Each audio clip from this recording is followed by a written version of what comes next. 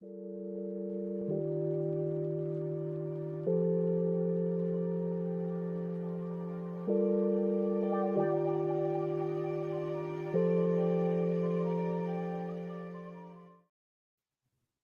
morning. Hi, I'm Craig, and this is the Marauder's Mic. This morning I'm going to read you The Beetle at Bay, Chapter 25 of Harry Potter, Book 5, Order of the Phoenix. As we go along with the read of the chapter, I'll stop at scenes, and then I'll discuss what I saw in the way of systems. Systems inside the characters, the social systems in which they interact with each other, the larger systems of the institutions, and in the intersection of all those systems, I will look at what their constraints are and what forces are pressuring them. And if I can, I'll also tie that all in with an archetypal metaphor or an explanatory metaphor for the audience. We'll also be engaging with chat, and the chat will update my models as we go. You're certainly welcome to participate or just watch along, your choice. This is a YA book, but this is not a YA read. So if any of the material gets a little overwhelming, and I cannot tell you if that's going to happen, it totally makes sense to go ahead and take a break. With no further ado, let us continue. The Beetle at Bay. Harry's question was answered the very next morning. When Hermione's daily prophet arrived, she smoothed it out, gazed for a moment on the front page, and then gave a yelp that caused everyone in the vicinity to stare at her. "What?" said Harry and Ron together. For an answer, she spread the newspaper on the table in front of them and pointed at 10 black and white photographs that filled the whole of the front page. 9 showing wizards' faces, and the 10th a witch's. Some of the people in the photographs were silently jeering. Others were tapping their fingers on the frame of their pictures, looking insolent. Each picture was captioned with a name and the crime for which the person had been sent to Azkaban. Antonin Dolohov read the legend between a wizard with a long, pale, twisted face who is sneering up at Harry, convicted of the brutal murders of Gideon and Fabian Pruitt. Augustus Rookwood, said the caption, beneath a pock-marked man with greasy hair who is leaning against the edge of his picture, looking bored, convicted of leaking Ministry of Magic secrets to he who must not be named. But Harry's eyes were drawn to the picture of the witch. Her face had leapt out at him the moment he had seen the page. She had long, dark hair that looked unkempt and straggly in the picture, though he had seen it sleek, thick, and shiny. She glared up at him through heavily lidded eyes, and an arrogant, disdainful smile playing around her thin mouth. Like Sirius, she retained vestiges of great good looks, but something, perhaps Azkaban, had taken most of her beauty. Bellatrix Lestrange, convicted of the torture and permanent incapacitation of Frank and Alice Longbottom. Hermione nudged Harry and pointed at the headline over the pictures, which Harry, concentrating on Bellatrix, had not yet read. Mass breakout from Azkaban. Ministry fears Black is rallying point for old Death Eaters. Black, said Harry loudly. Not? Shh, whispered Hermione desperately. Not so loud. Just read it.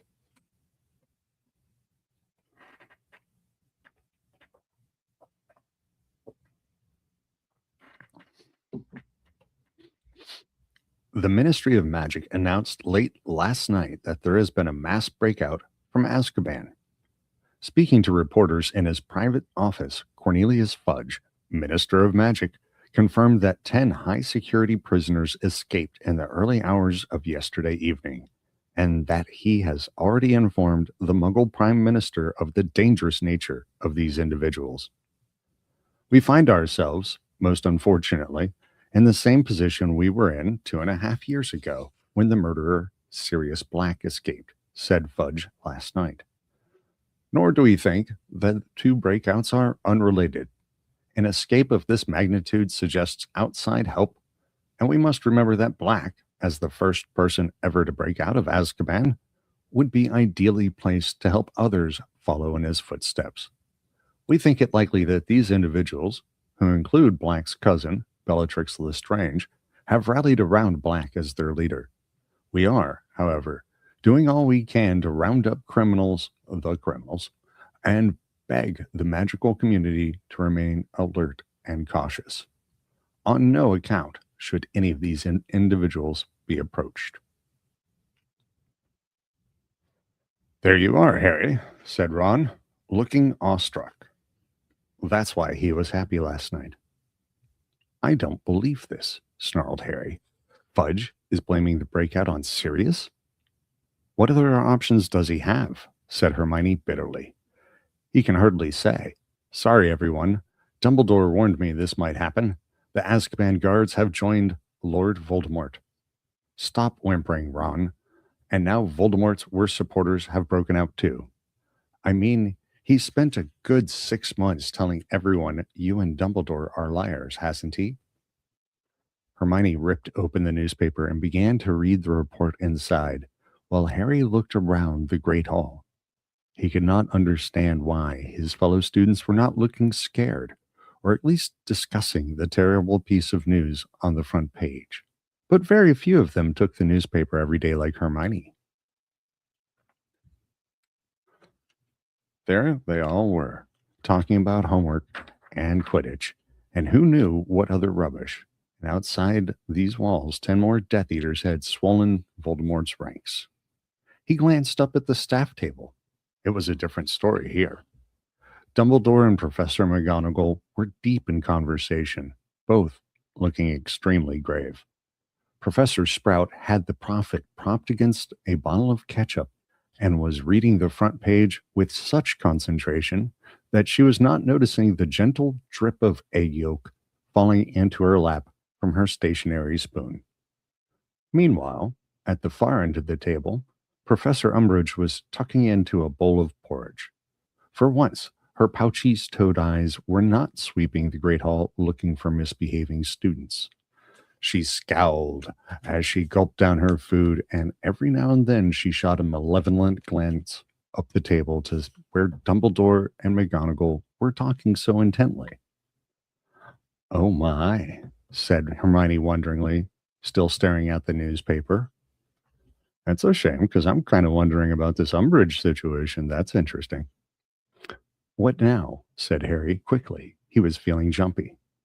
It's horrible, said Hermione, looking shaken. She folded back page 10 of the newspaper and handed it back to Harry and Ron. Uh-oh. Tragic demise of Ministry of Magic worker. St. Mungo's Hospital promised a full inquiry last night after Ministry of Magic worker Broderick Bode, 49, was discovered dead in his bed, strangled by a potted plant.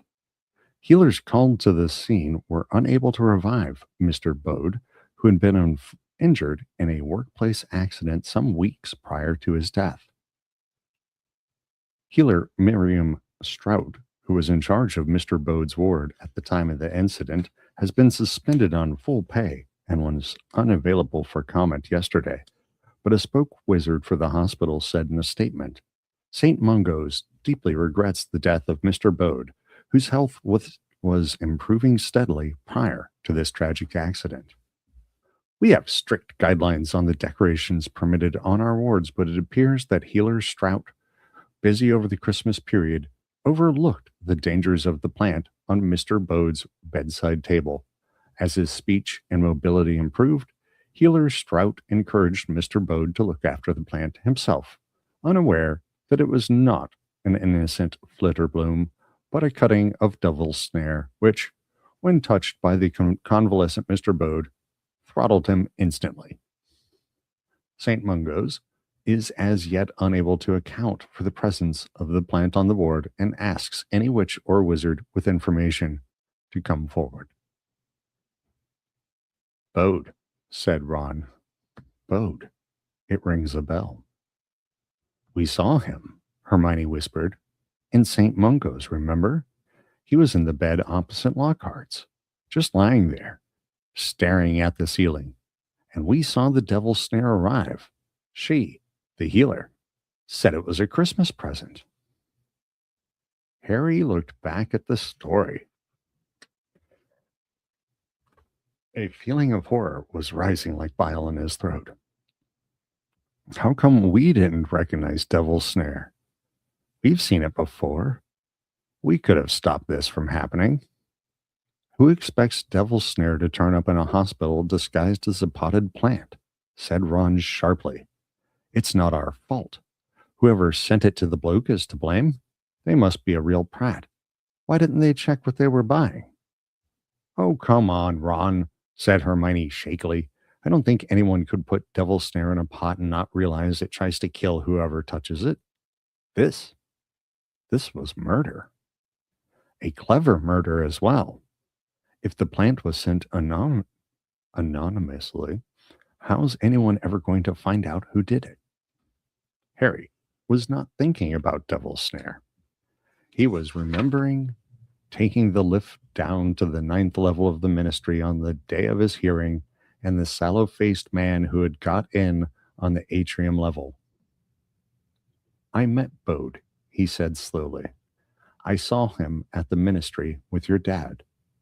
Ron's mouth fell open. I've heard Dad talk about him at home. He wasn't unspeakable. He worked in the Department of Mysteries. Oh, now we have some relevancy. They looked at one another for a moment. Then Hermione pulled the newspaper back toward her, closed it, glared for a moment at the pictures of the 10 escaped Death Eaters on the front, then leapt to her feet. Where are you going? Said Ron, startled. To send a letter, said Hermione, swinging her bag onto her shoulder. Well, I don't know whether it's worth trying. I'm the only one who can. I hate it when she does that, grumbled Ron as he and Harry got up from the table and made their own, slower way out of the Great Hall. Would it kill her to tell us what she's up to for once? It'd take her about 10 more seconds. Hey, Hagrid! Hagrid was standing beside the doors into the entrance hall, waiting for a crowd of Ravenclaws to pass. He was still as heavily bruised as he had been on the day he had come back from his mission to the Giants, and there was a new cut right across the bridge of his nose. All right, you two, he said, trying to muster a smile but managing only a kind of pained grimace. Are you okay, Hagrid? Asked Harry, following him as he lumbered after the Ravenclaws. Fine, said Hagrid, with a feeble assumption of airiness. He waved a hand and narrowly missed concussing a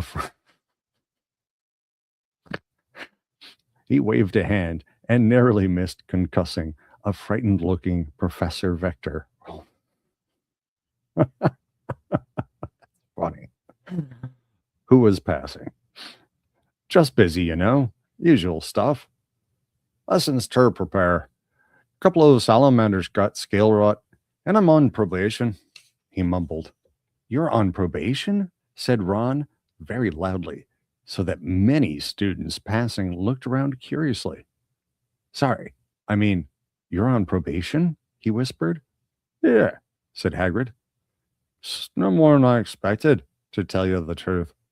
You might not have picked up on it, but that inspection didn't go too well, Anyway, he sighed deeply. Best go and rub a bit more chili powder on them salamanders, or their tails be hanging off them next. See ya, Harry, Ron.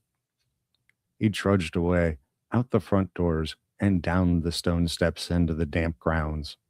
Harry watched him go, wondering how much more bad news he could stand. And scene break.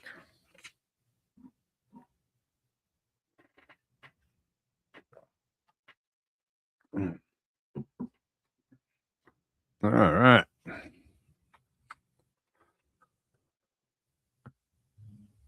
I think it's mildly amusing that Harry's question was answered the very next morning, and the stimulus for that is the Daily Prophet. What do we think about Fudge's statement? Seems pretty cut and dry, awfully sparse on the details, and pointing blame in the wrong direction. I don't think I like it.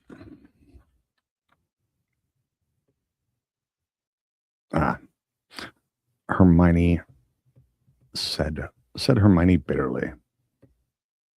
The Azkaban guards have joined Lord Voldemort. Stop whimpering, Ron.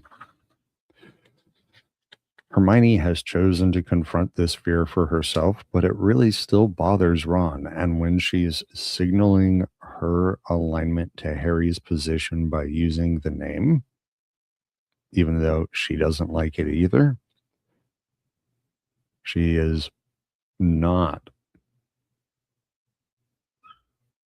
being very considerate to Ron's feelings about hearing the name.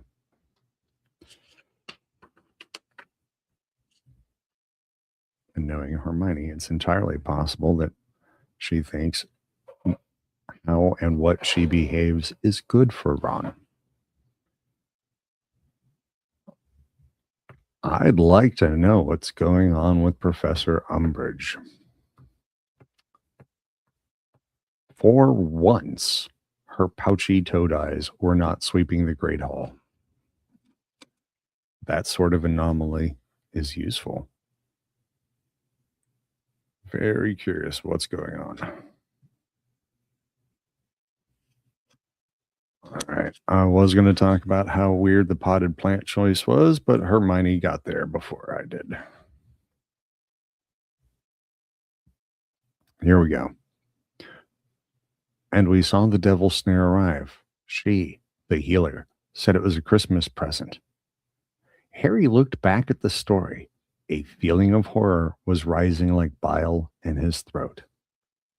It doesn't specify in the text here. Did he look back at the story in the newspaper in Hermione's hand?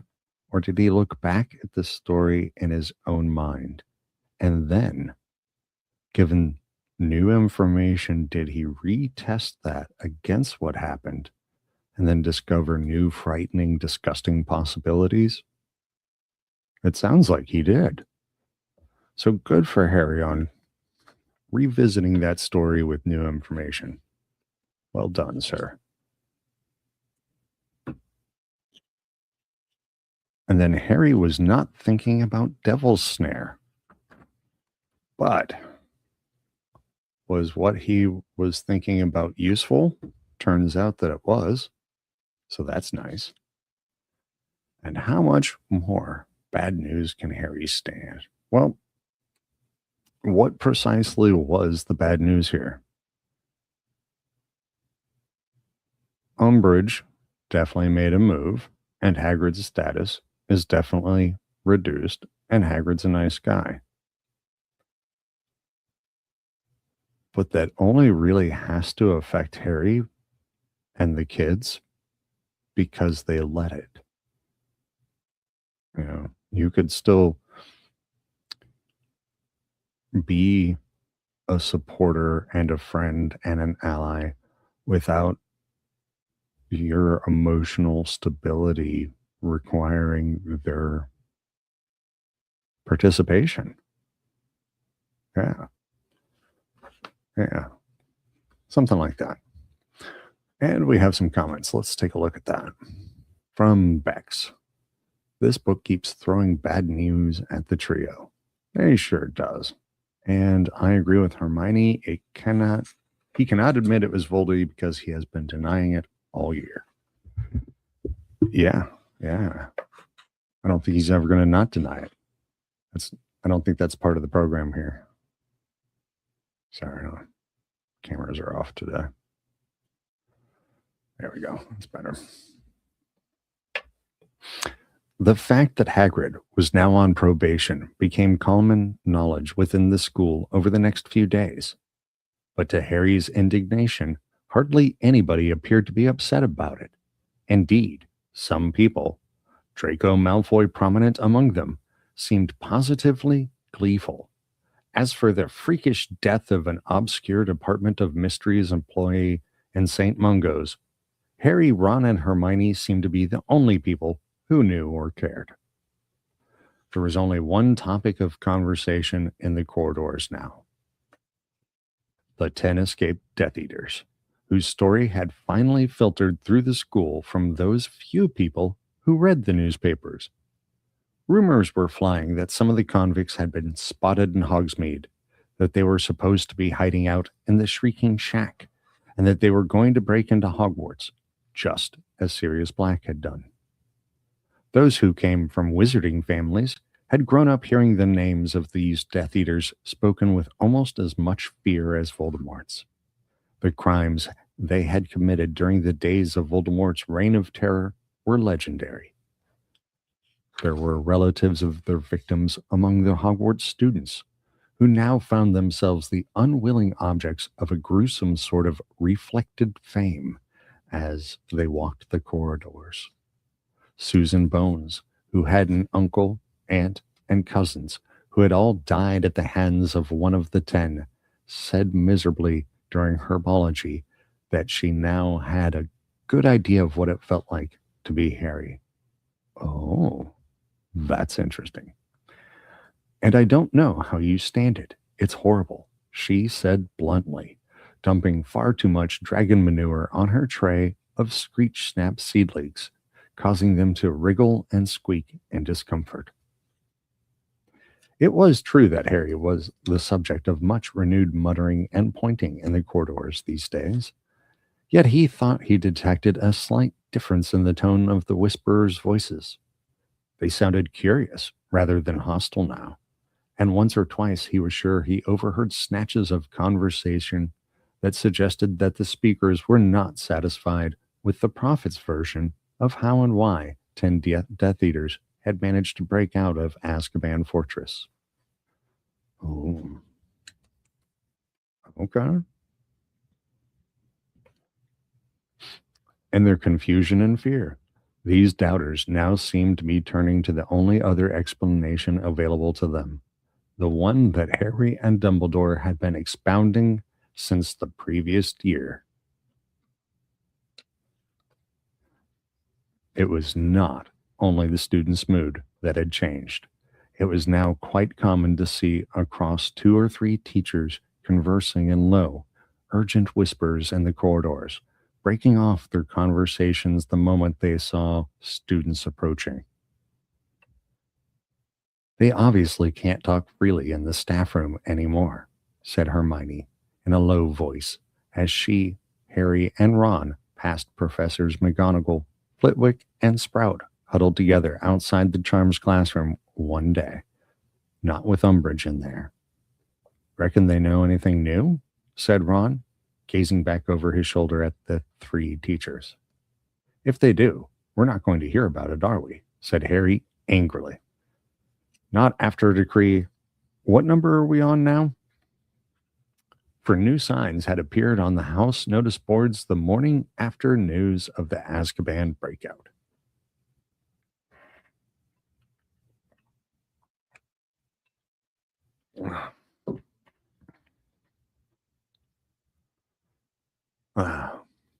From Bex. Fudge still doesn't believe Sirius is innocent, so he's the natural one to blame the breakout on. Thanks for bringing that up. That's actually a pretty thing to call out. It's possible. Well, let me suggest a counter hypothesis. What if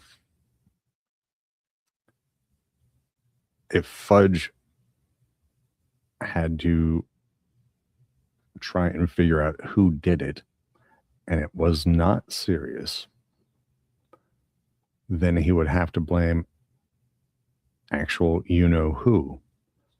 But if Fudge cannot admit that you-know-who is back, then Fudge cannot consider that option. So, because Fudge cannot consider that option, he has to have Sirius or any other suitable replacement to blame. Maybe something like that. All right.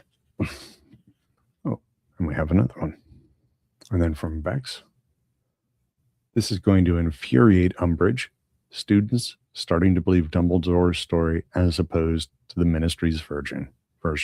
Yes, it is going to infuriate Umbridge, and it is also a crack in a dam, and it is the start of a movement. Mm-hmm. By order of the High Inquisitor of Hogwarts, teachers are hereby banned. Oh, let me take that down. Sorry. Teachers are hereby banned from giving students any information that is not strictly related to the subjects they are paid to teach. The above is in accordance with Educational Decree 26, signed Dolores Jane Umbridge, High Inquisitor. This latest decree had been the subject of a great number of jokes among the students. Lee Jordan had pointed out to Umbridge that by the terms of the new rule, she was not allowed to tell Fred and George off for playing Exploding Snap in the back of the class. Exploding Snaps got nothing to do with Defense Against the Dark Arts, Professor. That's not information relating to your subject. When Harry next saw Lee, the back of his hand was bleeding rather badly. Harry recommended essence of Murtlap. Harry had thought that the breakout from Azkaban might have humbled Umbridge a little bit, that she might have been abashed at the catastrophe that had occurred right under her beloved Fudge's nose. It seemed, however, to have only intensified her furious desire to bring every aspect of life at Hogwarts under her personal control. She seemed determined, at the very least, to achieve a sacking before long, and the only question was whether it would be Professor Trelawney or Hagrid who went first. Every single divination and care of magical creatures lesson was now conducted in the presence of Umbridge and her clipboard. She lurked by the fire in the heavily perfumed tower room, interrupting Professor Trelawney's increasingly hysterical talks with difficult questions about, oh my, ornithomancy and heptomology, insisting that she predict students' answers before they gave them, and demanding that she demonstrate her skill at the crystal ball, the tea leaves, and the runestones in turn. Harry thought that Professor Trelawney might soon crack under the strain. It's a good observation for Harry. It might not be true, but look at him looking. Several times he passed her in the corridors, in itself a very unusual occurrence, as she generally remained in her tower room, muttering to herself, wringing her hands, and shooting terrified glances over her shoulder, all the time giving off a powerful smell of cooking sherry. If he had not been so worried about Hagrid, he would have felt sorry for her. But if one of them was to be ousted out of a job, there could be only one choice for Harry as to who should remain. Unfortunately, Harry could not see that Hagrid was putting up a better show than Trelawney. Though he seemed to be following Hermione's advice and shown them nothing more frightening than a Krupp, a creature indistinguishable from a Jack Russell Terrier except for its forked tail, since before Christmas, he also seemed to have lost his nerve. He was oddly distracted and jumpy in lessons, losing the thread of what he was saying while talking to the class, answering questions wrongly, and glancing anxiously at Umbridge all the time. He was also more distant with Harry, Ron, and Hermione than he had ever been before, expressly forbidding them to visit him after dark. "If she catches you, it'll be all of your necks on the line," he told them flatly. With no desire to do anything that jeopardized his job further, they abstained from walking down to his hut in the evenings. It seemed to Harry that Umbridge was steadily depriving him of everything that made his life at Hogwarts worth living. Visits to Hagrid's house, letters from Sirius, his firebolt, Quidditch. He took his revenge the only way he had, redoubling the efforts for the DA. Harry was pleased to see that all of them, even Zacharias Smith, had been spurred to work harder than ever by the news that 10 more Death Eaters were now on the loose. But nobody was in this improvement more pronounced than in Neville. The news of his parents' attackers' escape had wrought a strange and even slightly alarming change in him. He had not once mentioned his meeting with Harry, Ron, and Hermione on the closed ward in St. Mungo's, and taking their lead from him, they had kept quiet about it too. Nor had he said anything on the subject of Bellatrix and her fellow torturer's escape. In fact, he barely spoke during DA meetings anymore, but worked relentlessly on every new jinx and counter curse Harry taught them. His plump face screwed up in concentration, apparently indifferent to injuries or accidents. Interesting. Working harder than anyone else in the room. He was improving so fast that it was quite unnerving. And when Harry taught them the shield charm, a means of deflecting minor jinxes so that they rebounded upon the attacker, only Hermione mastered the charm faster than Neville. Oh, there's some good stuff in that paragraph. Woof. In fact, Harry would have given a great deal to be making as much progress at occlumency as Neville was making during DA meetings. Harry said, oh yeah, we're tabbing that one. Harry's sessions with Snape, which had started badly enough, were not improving. On the contrary, Harry felt he was getting worse with every lesson. Before he had started studying occlumency, his scar had prickled occasionally, usually during the night, or else following one of those strange flashes of Voldemort's thoughts or moods that he experienced every now and then. Nowadays, however, his scar hardly ever stopped prickling, and he often felt lurches of annoyance or cheerfulness that were unrelated to what was happening to him at the time, which were always accompanied by a particularly painful twinge from his scar. He had the horrible impression that he was slowly turning into a kind of Ariel that was tuned in to tiny fluctuations in Voldemort's mood, and he was sure that he could date this increased sensitivity firmly from his first occlumency lesson with Snape. What was more, he was now dreaming about walking down the corridor toward the entrance to the Department of Mysteries almost every night. Dreams that always culminated in him standing longingly in front of the plain black door. Maybe it's a bit like an illness, said Hermione, looking concerned when Harry confided in her and Ron. A fever or something. It has to get worse before it gets better.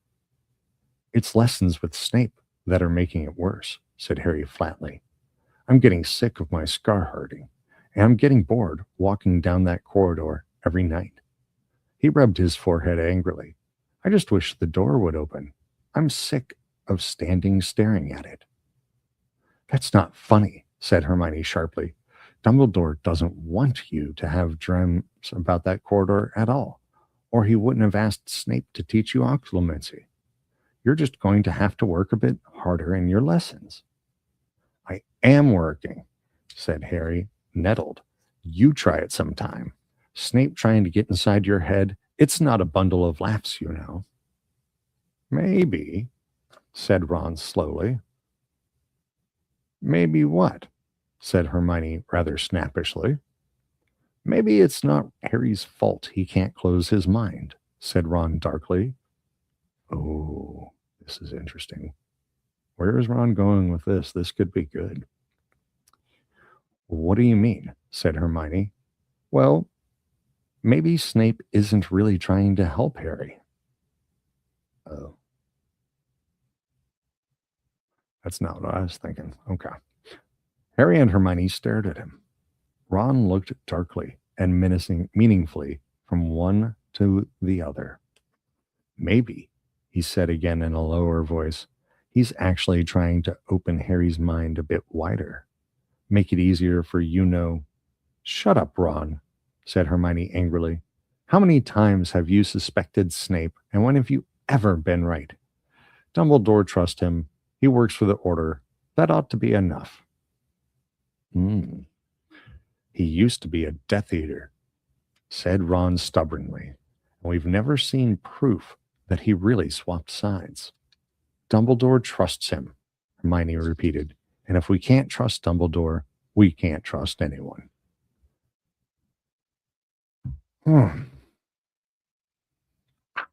Wheel, I would say you can absolutely trust Dumbledore if you are certain you completely understand his motives. If you've got number 2, you can do number 1.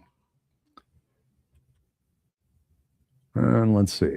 We got a comment from Bex. I want to know how Umbridge has had the time to teach her classes, enforce all the decrees, and sit in on every divination and care of creatures class.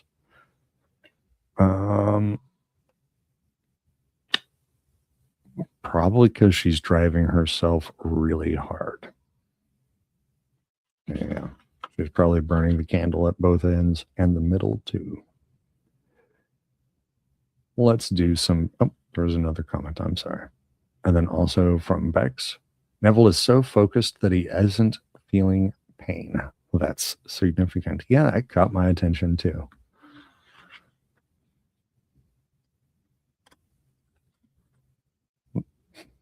That sort of thing resonates with me. Yep. There are victims among the Hogwarts students who now found themselves the unwilling objects of a gruesome sort of reflected fame as they walked the corridors. Something like what Grandma Neville apparently enjoys feeling. Something. And apparently, those are doing work. All right. And then Susan Bones here bluntly says it's horrible. Boom. Yep. People are not quite so envious of Harry as they used to be, perhaps. All right. So we're going to change perspectives here from a general purpose sort of perspective. And we're going to address this more like if you were looking at a story about subversion within an institution or an organization, where there are small cells of disillusioned forces working against the institution, eventually aiming perhaps for an overthrow or having some demands met. So with that sort of situational lens is how we're going to read through the rest of this portion. All right. We've talked quite a few times on the importance of having divergent or at least a counter narrative for a narrative. And it's not insignificant that he overheard snatches of conversation that suggested that the speakers were not satisfied with the prophet's version of how and why 10 Death Eaters had managed to break out. In their confusion and fear, these doubters now seem to be turning to the only other explanation available to them, the one that Harry and Dumbledore had been expounding since the previous year. In this situation here, this would be a critical moment if you were on the side of the subversives, because now the population is developing a genuine need. They are aware that the information that they are getting is not sufficient, and they are going to start looking for information and they're going to escalate those looks for information until they find sufficient information. So the opportunity here would be to be the person that targetedly gives them a calibrated amount of the right information in line with your agenda. So there's definitely opportunity here. All right. And this mood is starting to affect the whole campus. It's contaminating the teachers. It's beginning to spread. If they do, we're not going to hear about it, are we? Said Harry angrily. Not after decree. What number are we on now? All right. So now we also have a lot of themes about information in this book. Now we're siloing information. We're throttling down how information moves between containers or categories, i.e., between faculty and students. And as you cut the different groups off, it makes them harder to control. So the students they do have a baby resistance movement, and one definitely seems necessary because the processes of authoritarianism are definitely choking in on the institutions of Hogwarts.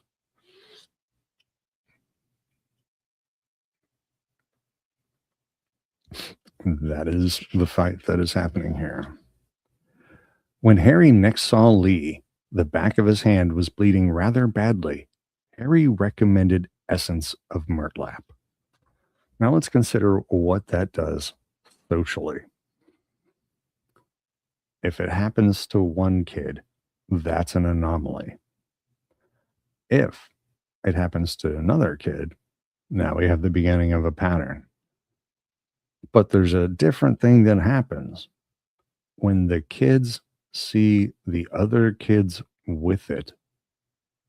Instead of shock and awe and horror, disbelief and rage, when they say, hey, you should try this ointment on your hand, now we're normalizing it.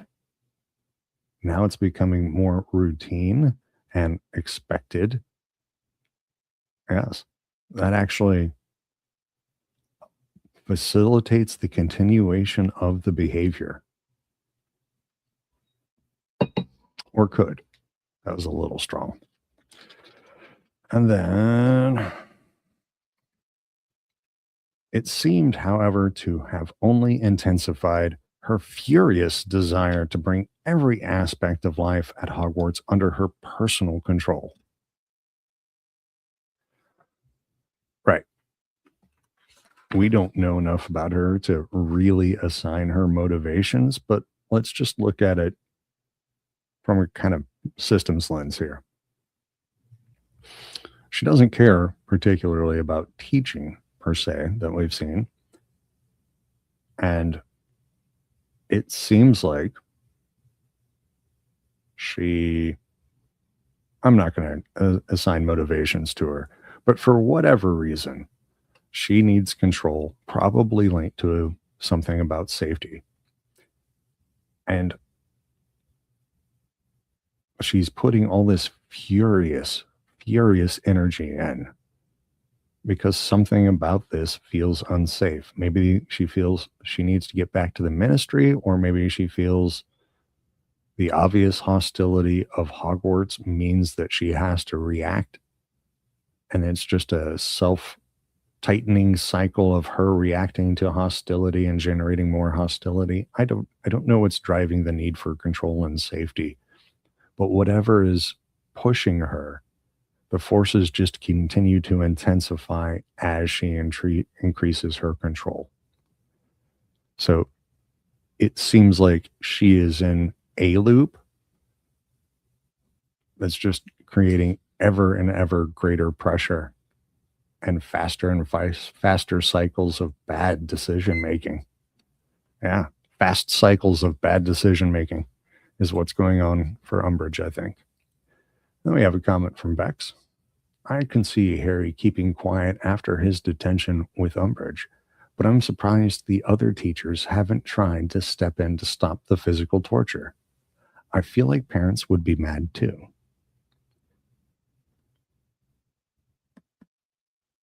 And maybe that's the clever thing of the educational decree. You know, maybe not only does it help create an environment of mistrust and suspicion, but if the teachers cannot tell the students anything and relationships are reciprocal, then the students will stop telling the teachers things, particularly if there's risks of getting in trouble with Umbridge. So I don't know. I don't know. And another one from Bex. It seems like even with Umbridge's decrees, this would be something that could be stopped. Yeah. But who? To whom? And how?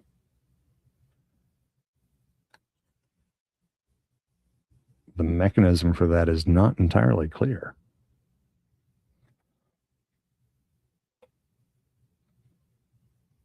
All right. And she is definitely beating down the staff. I mean, the description of Professor Trelawney going through the hallways, she looks like a hunted animal. And Hagrid, yep, Trelawney looks like a hunted animal, and Hagrid looks beat down. I mean, he did beforehand, but that theme is continuing.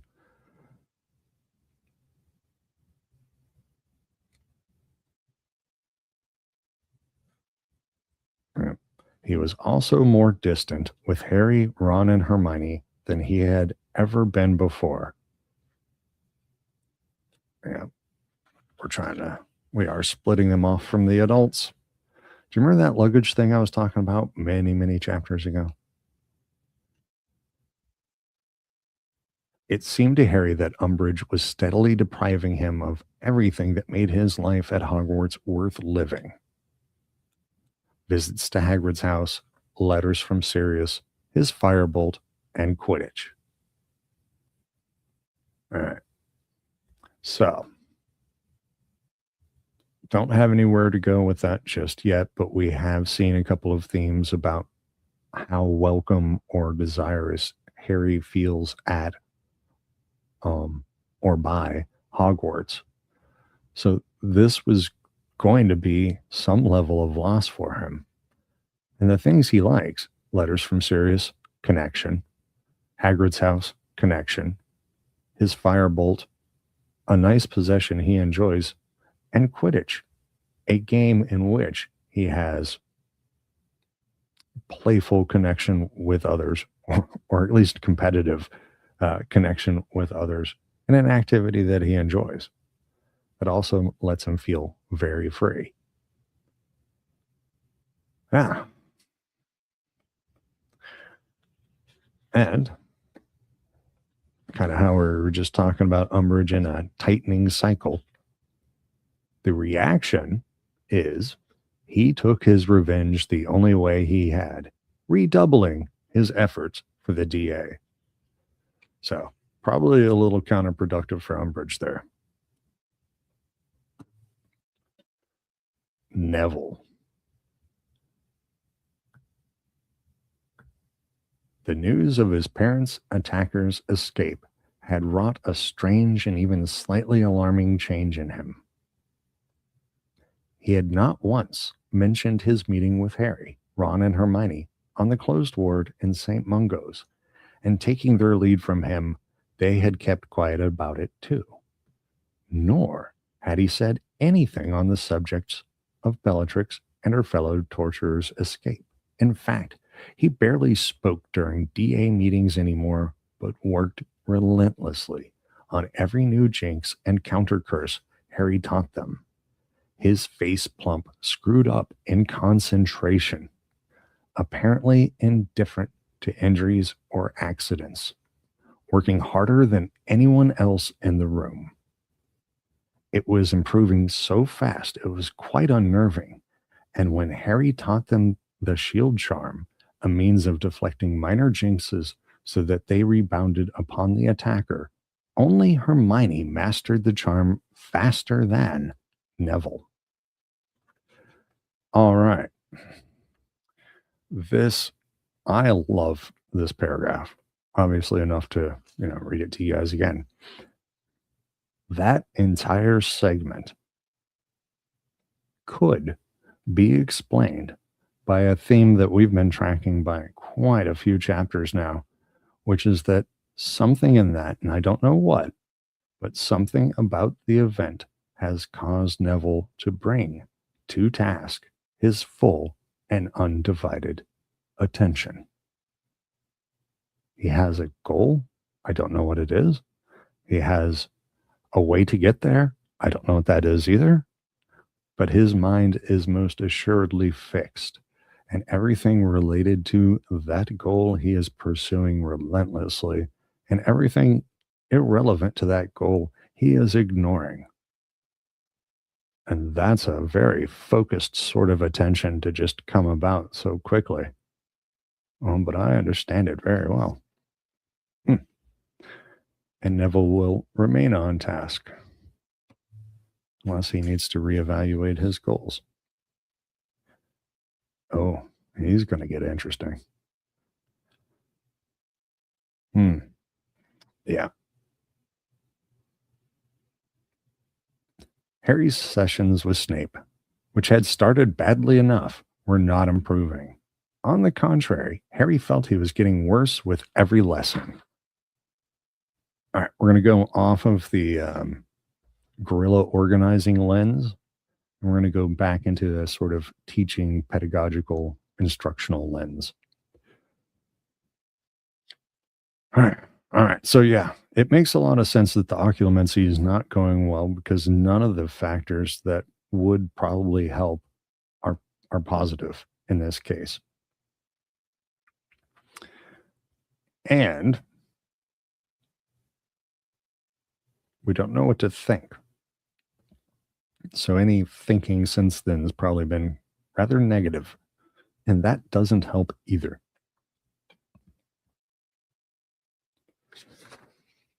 And then I am not going to develop any thoughts on the Horcrux and the scar in this moment. And then I am working, said Harry, nettled. You try it sometime. Snape trying to get inside your head. It's not a bundle of laughs, you know. Maybe, said Ron slowly.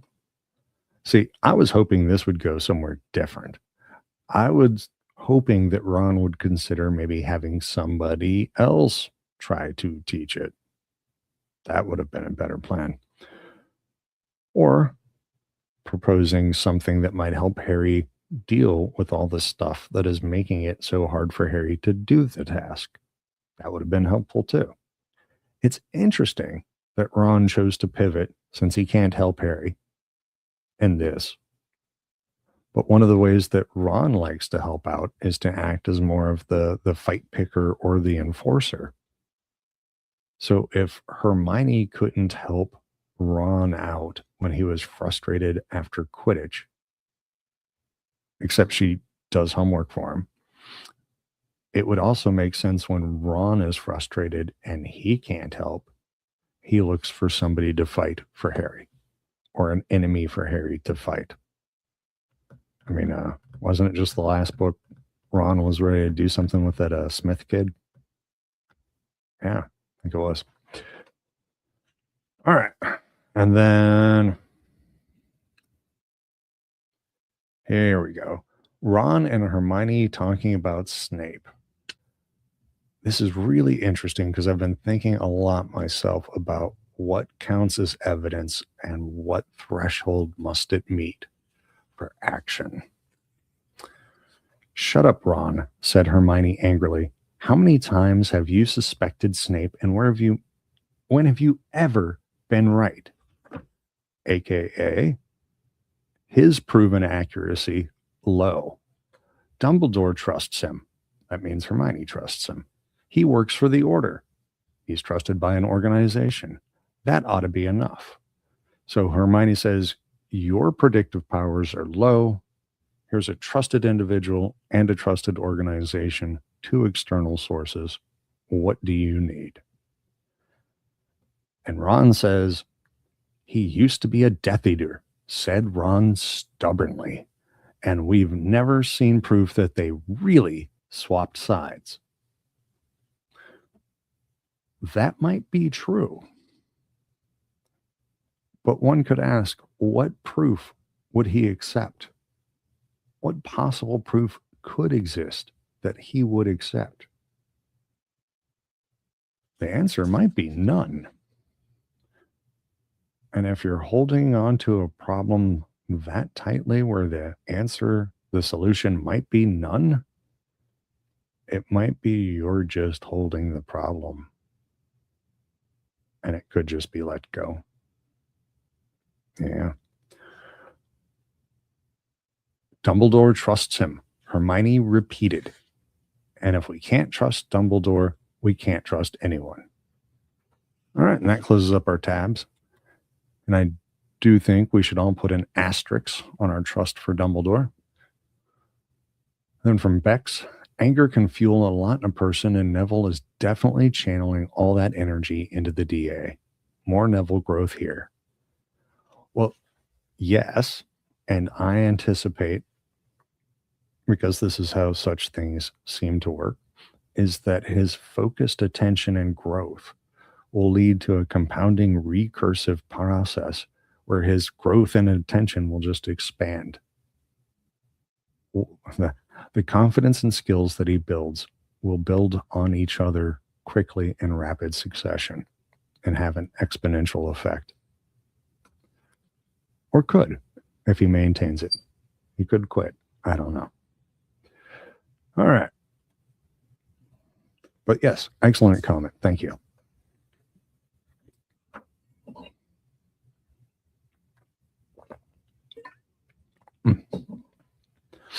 With so much to worry about and so much to do, startling amounts of homework that frequently kept the fifth years working until past midnight, secret DA meetings, and regular classes with Snape, January seemed to be passing alarmingly fast. Before Harry knew it, February had arrived, bringing with it wetter and warmer weather and the prospect of the second Hogsmeade visit of the year. Harry had had very little time to spare on conversations with Cho since they had agreed to visit the village together, but suddenly found himself facing a Valentine's Day spent entirely in her company. Oh, awkward. On the morning of the 14th, he dressed particularly carefully. He and Ron arrived at breakfast just in time for the arrival of the post owls. Hedwig was not there. Not that he had expected her, but Hermione was tugging a letter from the beak of an unfamiliar brown owl as they sat down. And about time. If it hadn't come today, she said eagerly, tearing open the envelope and pulling out a small piece of parchment. Her eyes sped from left to right as she read through the message, and a grimly pleased expression spread across her face. "Listen, Harry," she said, looking up at him. "This is really important. Do you think you could meet me in the Three Broomsticks around midday?" "Well, I don't know," said Harry dubiously. "Cho might be expecting me to spend the whole day with her. We never said what we were going to do." "Well, bring her along if you must," said Hermione urgently. "But will you come?" "Well, all right. But why?" "I haven't got the time to tell you now. I've got to answer this quickly." And she hurried out of the great hall, the letter clutched in one hand and a piece of uneaten toast in the other. "Are you coming?" Harry asked Ron, but he shook his head, looking glum. "I can't come into Hogsmeade at all. Angelina wants a full day's training. Like it's going to help. We're the worst team I've ever seen. You should see Sloper and Kirky. They're pathetic, even worse than I am." He heaved a great sigh. "I don't know why Angelina won't just let me resign." "It's because you're good when you're on form. That's why," said Harry irritably. He found it very hard Yeah, there we go. He found it very hard to be sympathetic to Ron's plight when he himself would have given almost anything to be playing in the forthcoming match against Hufflepuff. Ron seemed to notice Harry's tone because he did not mention Quidditch again during breakfast, and there was a slight frostiness in the way that they said goodbye to each other shortly afterward. Ron departed for the Quidditch pitch, and Harry, after attempting to flatten his hair while staring at his reflection in the back of a teaspoon, proceeded alone to the entrance hall to meet Cho, feeling very apprehensive and wondering what on earth they were going to talk about. She was waiting for him a little to the side of the oak front doors, looking very pretty with her hair tied back in a long ponytail. Harry's feet seemed to be too big for his body as he walked toward her, and he was suddenly horribly aware of his arms and how stupid they looked swinging at his sides. "Hi," said Cho, slightly breathlessly. "Hi," said Harry. They stared at each other for a moment. Then Harry said, "Well, er, shall we go on then?" "Oh, yes." They joined the queue of people being signed out by Filch, occasionally catching each other's eye and grinning shiftily, but not talking to each other. Harry was relieved when they reached the fresh air, finding it easier to walk along in silence than just stand there looking awkward. It was a fresh, breezy sort of day, and as they passed the Quidditch stadium, Harry glimpsed Ron and Jenny skimming over the stands and felt a horrible pang that he was not up there with them. "You really miss it, don't you?" He looked around and saw her watching him. "Yeah," sighed Harry, "I do." "Remember the first time we played against each other?" she asked him. "Yeah," said Harry, grinning. "You kept blocking me." "And Wood told you not to be a gentleman and knock me off my broom if you had to?" said Cho, smiling reminiscently. "I heard he got taken on by the Pride of Portree, is that right?" "Nah, it was Puddlemere United. I saw him at the World Cup last year." "Oh, I saw you there too, remember? We were on the same campsite. It was really good, wasn't it?" The subject of the Quidditch World Cup carried them all the way down the drive and out through the gates. Harry could hardly believe how easy it was to talk to her. No more difficult, in fact, than talking to Ron and Hermione. And he was just starting to feel confident and cheerful when a large gang of Slytherin girls passed them, including Pansy Parkinson. Oh, you Slytherins. "Potter and Chang," screeched Pansy to a chorus of snide giggles. "Ugh, Chang, I don't think much of your taste. At least Diggory was good looking." They sped up, talking and shrieking in a pointed fashion, with many exaggerated glances back at Harry and Cho, leaving an embarrassed silence in their wake. Harry could think of nothing else to say about Quidditch, and Cho, slightly flushed, was watching her feet. "So, where do you want to go?" Harry asked as they entered Hogsmeade. The high street was full of students ambling up and down, peering into the shop windows and messing about together on the pavements. "Oh, I don't mind," said Cho shruggingly. Shall we just have a look in the shops or something?" They wandered around Dervish and Bangs. A large poster had been stuck up in the window, and a few Hogsmeaders were looking at it. They moved aside when Harry and Cho approached, and Harry found himself staring once more at the 10 pictures of the escaped Death Eaters. The poster, by order of the Ministry of Magic, offered 1,000 galleon reward to any witch or wizard with information relating to the recapture of one of the convicts pictured. "It's funny, isn't it?" said Cho in a low voice, also gazing up at the pictures of the Death Eaters. "Remember when that Sirius Black escaped and there were Dementors all over Hogsmeade looking for him? And now 10 Death Eaters are on the loose and there aren't Dementors anywhere. Yeah, funny, isn't it? Yeah, said Harry, tearing his eyes away from Bellatrix Lestrange's face to glance up and down the high street. Yeah, it is weird. He was not sorry that there were no Dementors nearby, but now he came to think of it, their absence was highly significant. Oh, I like the thinking on this kid right now. They had not only let the Death Eaters escape, they were not bothering to look for them. It looked as though they really were outside of Ministry control now. The 10 escaped Death Eaters were staring out of every shop window he and Cho passed. It started to rain as they passed. Scriven shafts, cold, heavy drops of water kept hitting Harry's face and the back of his neck. Do you want to get a coffee? Said Cho tentatively as the rain began to fall more heavily. Yeah, all right, said Harry, looking around. Where?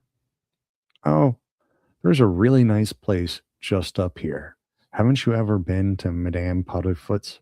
She said brightly, and she led him up a side road into a small tea shop that Harry had never noticed before. It was a cramped, steamy little place where everything seemed to have been decorated with frills or bows. Harry was reminded unpleasantly of Umbridge's office. Cute, isn't it? Said Cho happily. Yeah, said Harry untruthfully. Look, she's decorated it for Valentine's Day, said Cho, indicating a number of golden cherubs that were hovering over each of the small circular tables, occasionally throwing pink confetti over the occupants. Ah! They sat down at the last remaining table, which was situated in the steamy window. Roger Davies, the Ravenclaw Quidditch captain, was sitting about 1.5 feet away with a pretty blonde girl. They were holding hands. The sight made Harry feel uncomfortable, particularly when, looking around the tea shop, he saw that it was full of nothing but couples, all of them holding hands. Perhaps Cho would expect him to hold her hand. What can I get you, my dears? Said Madame Puttyfoot, a very stout woman with a shiny black bun, squeezing between their table and Roger Davies with great difficulty. 2 coffees, please, said Cho. In the time it took for their coffees to arrive, Roger Davies and his girlfriend were kissing over their sugar bowl. Harry wished they wouldn't. He felt that Davies was setting a standard with which Cho would soon expect, there we are again with expect, would soon expect him to compete. He felt his face growing hot and tried staring out of the window, but it was so steamed up he could not see the street outside. To postpone the moment when he had to look at Cho, he stared up at the ceiling as though examining the paintwork and received a handful of confetti in the face from the hovering cherub. I'm going to tab this, but with all the discussions we've been having about attention and looking, man, that paragraph just kind of slaps, doesn't it? After a few more painful minutes, Cho mentioned Umbridge. Harry seized on the subject with relief, and they passed a few happy moments abusing her. But the subject had already been so thoroughly canvassed during DA meetings, it did not last very long. Silence fell again. Harry was very conscious of the slurping noises coming from the table next door and cast wildly around for something else to say. Listen, do you want to come with me to the 3 Broomsticks at lunchtime? I'm meeting Hermione Granger there. Cho raised her eyebrows. You're meeting Hermione Granger? Today? Yeah. Well, she asked me to, so I thought I would. Do you want to come with me? She said it wouldn't matter if you did. Oh, well, that was nice of her.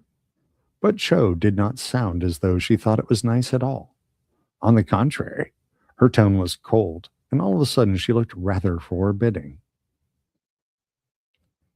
Harry is really starting to pick up on some body language and interpersonal signals in this book. Harry is starting to learn people just a little bit better. A few more minutes passed in total silence. Harry drinking his coffee so fast he would soon need a fresh cup. Next door, Roger Davies and his girlfriend seemed glued together by the lips. Cho's hand was lying on the table beside her coffee, and Harry was feeling a mounting pressure to take hold of it. Just do it, he told himself, as a font of mingled panic and excitement surged up inside his chest. Just reach out and grab it. Amazing how much more difficult it was to extend his arm 12 inches and touch her hand than to snatch a speeding snitch from midair. But just as he moved his hand forward, Cho took hers off the table. Ouch.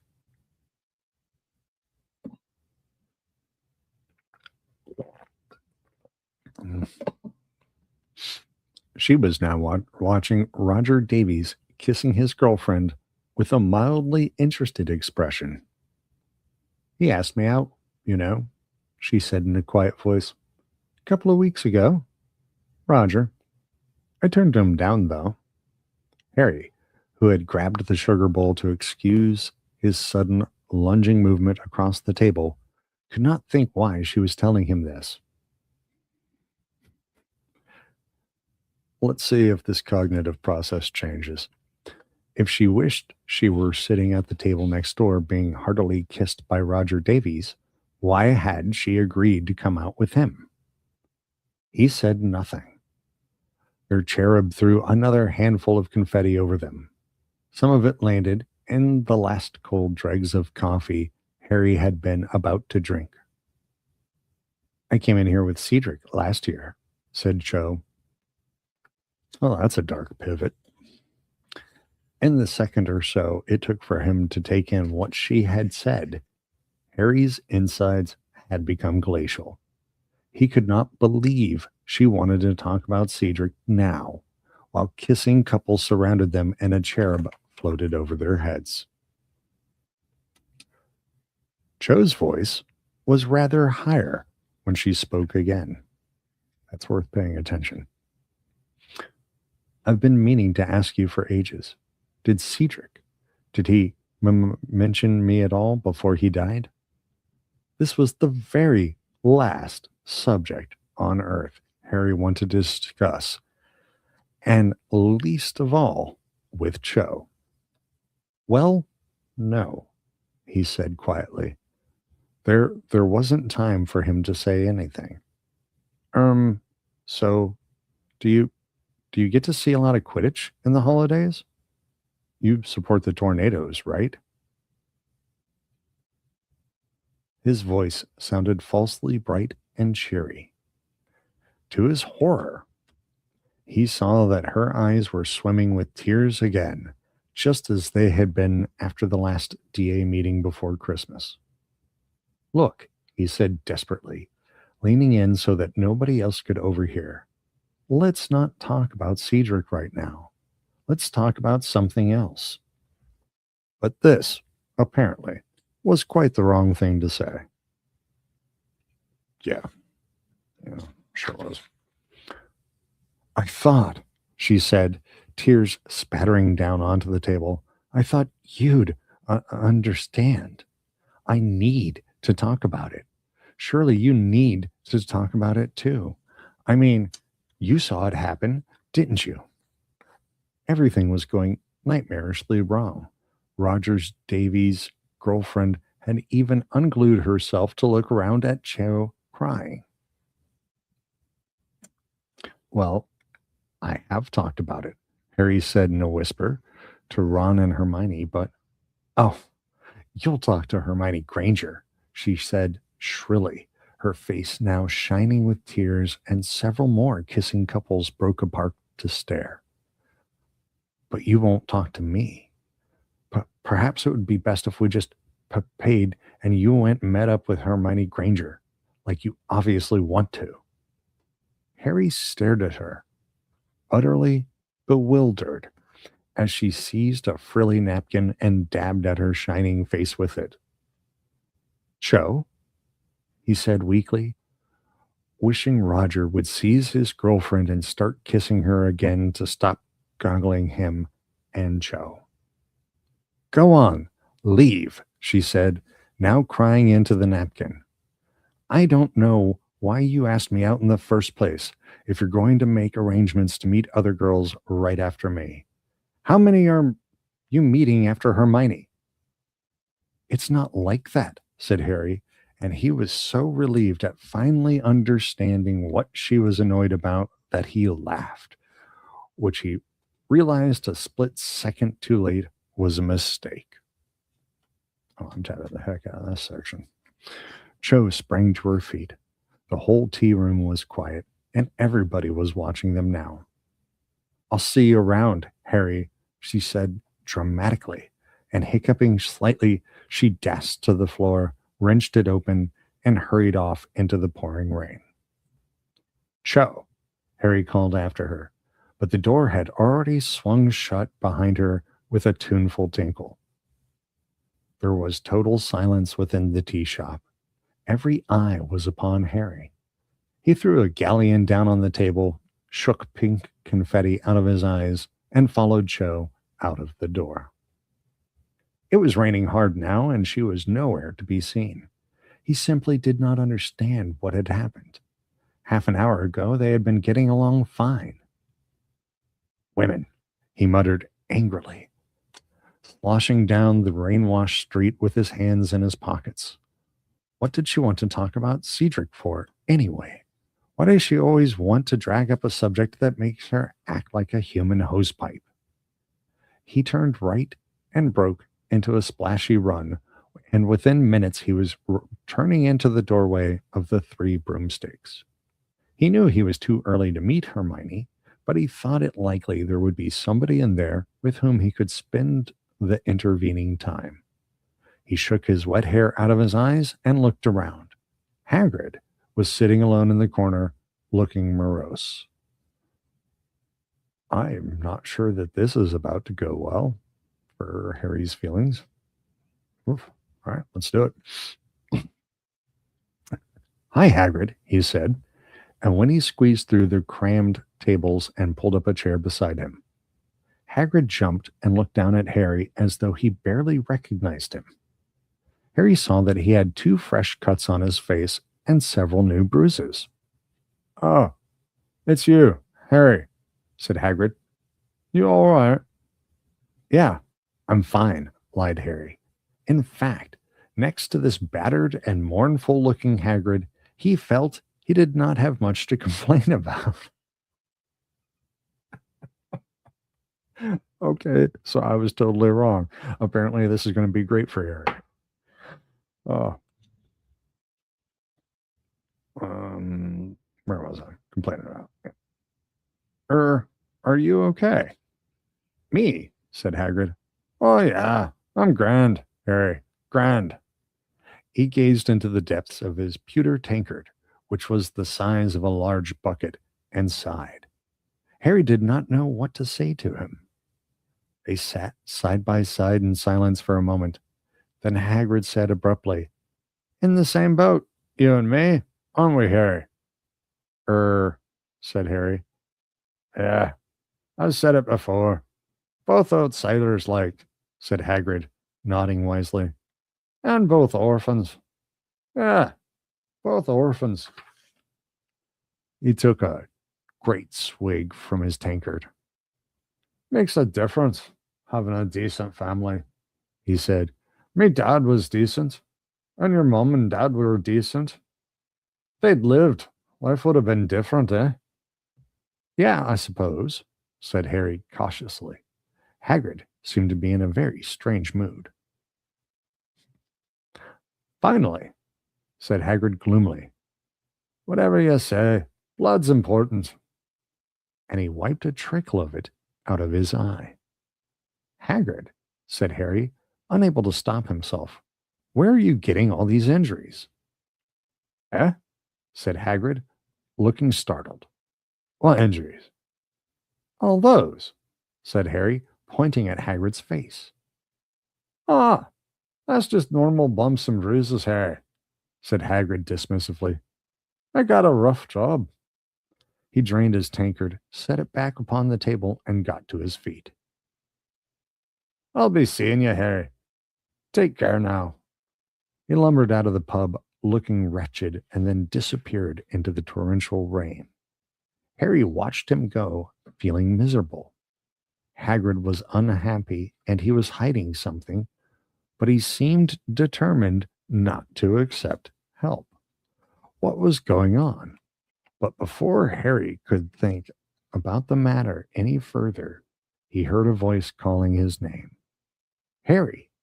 Harry, over here!"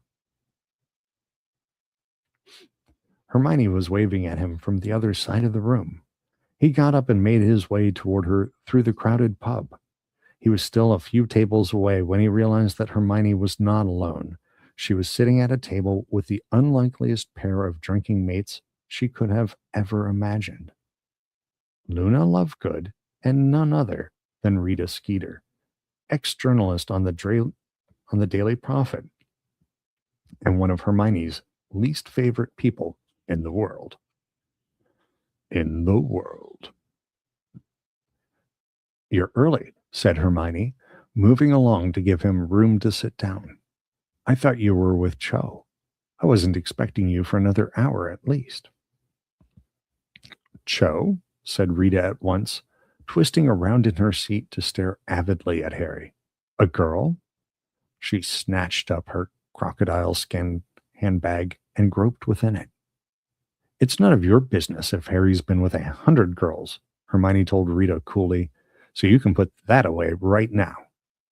Rita had been on the point of withdrawing an acid green quill from her bag.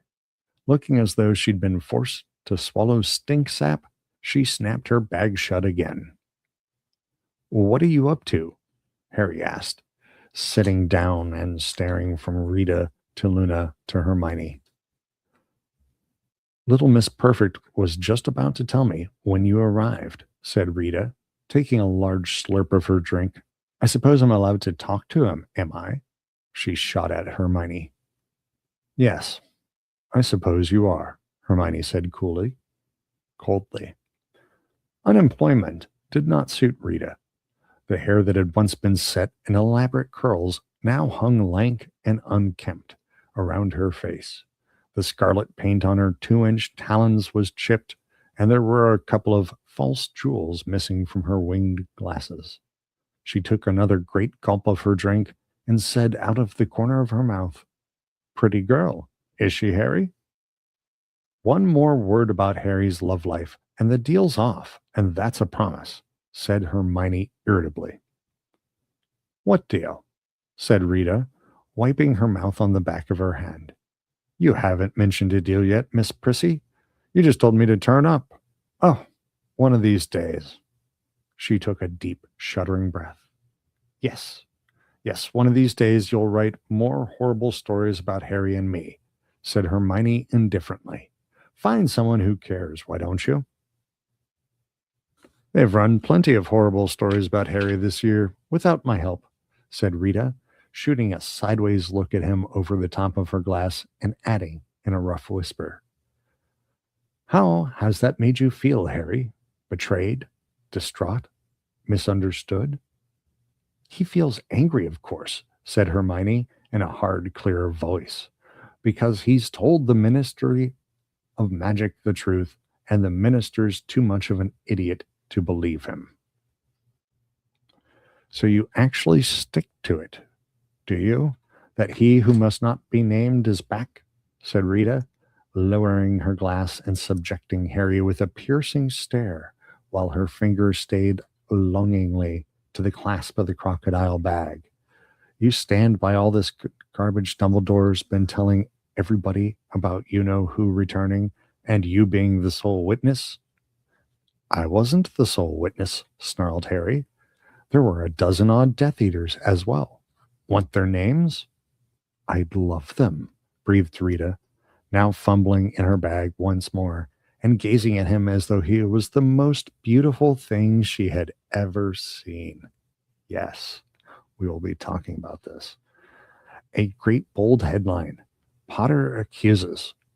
A subheading, Harry Potter names Death Eaters still among us. And then beneath a nice big photograph of you, disturbed teenage survivor of you-know-who's attack, Harry Potter, 15, caused outrage yesterday by accusing respectable and prominent members of the wizard community of being Death Eaters. The quick quotes quill was actually in her hand and halfway to her mouth when the rapturous expression died out on her face. But of course, she said, lowering the quill and looking daggers at Hermione. Little Miss Perfect wouldn't want that story out there, would she? As a matter of fact, said Hermione sweetly, that's exactly what Little Miss Perfect does want. Oh, very nicely played, Hermione. Yeah, nice. Rita stared at her. So did Harry. Luna, on the other hand, sang Weasley is Our King, dreamily under her breath and stirred her drink with a cocktail onion on a stick. You want me to report what he says about he who must not be named? Rita asked Hermione in a hushed voice. Yes, I do, said Hermione. The true story. All the facts. Exactly as Harry reports them. He'll give you all the details. He'll tell you the names of the undiscovered Death Eaters he saw there. He'll tell you what Voldemort looks like now. Oh, get a grip on yourself, she added contemptuously, throwing a napkin across the table, for at the sound of Voldemort's name, Rita had jumped so badly that she had slopped half her glass of fire whiskey down herself. Rita blotted the front of her grubby raincoat, still staring at Hermione. Then she said boldly, the prophet wouldn't print it. In case you hadn't noticed, nobody believes his cock and bull story. Everyone thinks he's delusional. Now, if you let me write the story from that angle, we don't need another story about how Harry's lost his marbles, said Hermione angrily. We have plenty of those already, thank you. I want him given the opportunity to tell the truth. There's no market for a story like that, said Rita coldly. Oof. Right now, she ain't being Rita Skeeter. She's being Rita Reality. You mean the prophet won't print it because Fudge won't let them? Said Hermione irritably. Rita gave Hermione a long, hard look. Then, leaning forward across the table toward her, she said in a business-like tone, all right, Fudge is leaning on the prophet, but it comes to the same thing. They won't print a story that shows Harry in a good light. Nobody wants to read it. It's against the public mood. This last Azkaban breakout has got people quite worried enough. People just don't want to believe you know who's back. So the Daily Prophet exists to tell people what they want to hear, does it? Said Hermione scathingly. Rita sat up straight again, her eyebrows raised, and drained her glass of fire whiskey. The prophet exists to sell itself, you silly girl, she said coldly. Yes, it does. My dad thinks it's an awful paper, said Luna, chipping into the conversation unexpectedly. Sucking on her cocktail onion, she gazed at Rita with her enormous, protuberant, slightly mad eyes. He publishes important stories that he thinks the public needs to know. He doesn't care about making money. Rita looked disparagingly at Luna. I'm guessing your father runs some stupid little village newsletter, she said. 25 ways to mingle with muggles and the dates of the next bring in fly sale. No, said Luna, dipping her onion back into her gilly water. He's the editor of the Quibbler. Rita snorted so loudly that people at a nearby table looked around in alarm. Important stories he thinks the public needs to know, she said witheringly. I could manure my garden with the contents of that rag. Well, this is your chance to raise the tone of it a bit, isn't it? Said Hermione pleasantly. Luna says her father's quite happy to take Harry's interview. That's who'll be publishing it. Rita stared at them both for a moment and then let out a great whoop of laughter. The Quibbler, she said, cackling. You think people will take him seriously if he's published in the Quibbler? Some people won't, said Hermione in a level voice. But the Daily Prophet's version of the Azkaban breakout has some gaping holes in it.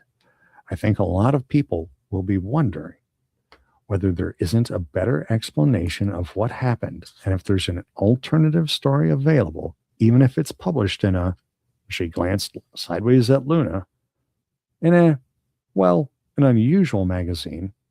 I think they might be rather keen to read it. Rita did not say anything for a while, but eyed Hermione shrewdly, her head a little to one side.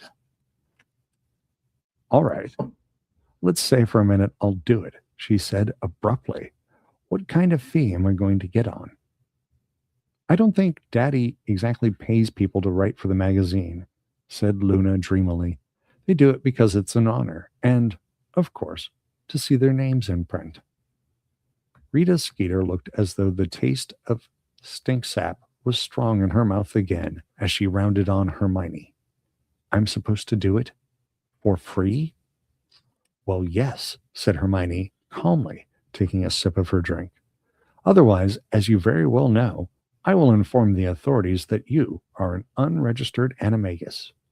Of course, the Prophet might give you rather a lot for an insider's account of life in Azkaban. Rita looked as though she would have liked nothing better than to seize the paper umbrella sticking out of Hermione's drink and thrust it up her nose. I don't suppose I've got any choice, have I? Said Rita, her voice shaking slightly. She opened her crocodile bag once more, withdrew a piece of parchment, and raised her quick quotes quill. Daddy will be pleased, said Luna brightly. A muscle twitched in Rita's jaw.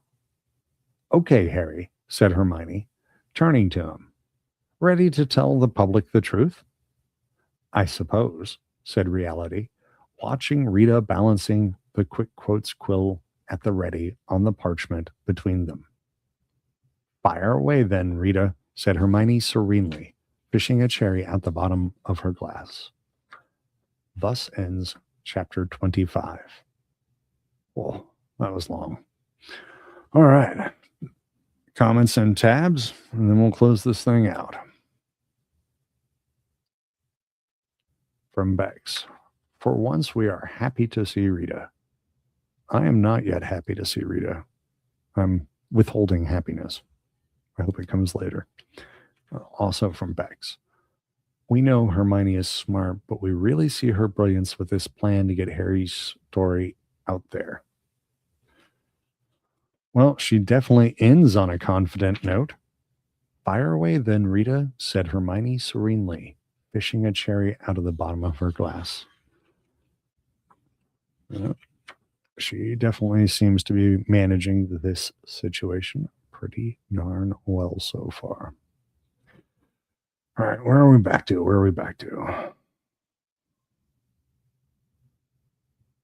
Harry and Ron.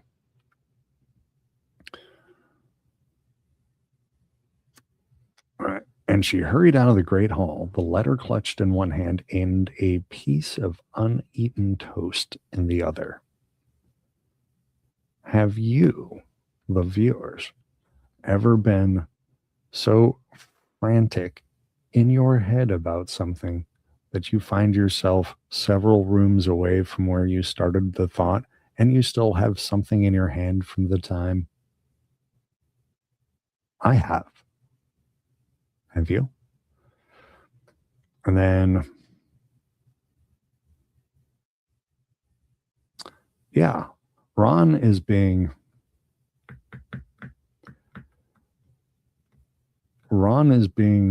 rather diffuse here.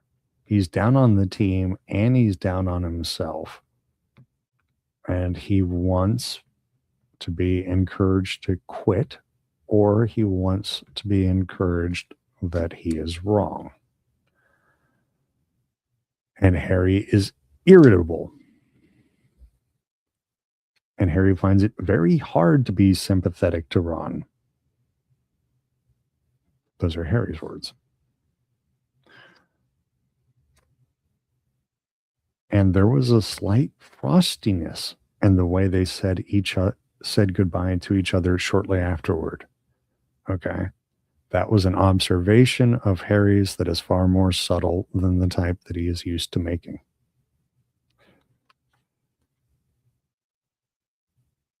Harry's feet seemed to be too big for his body as he walked toward her, and he was suddenly horribly aware of his arms and how stupid they looked swinging at his sides.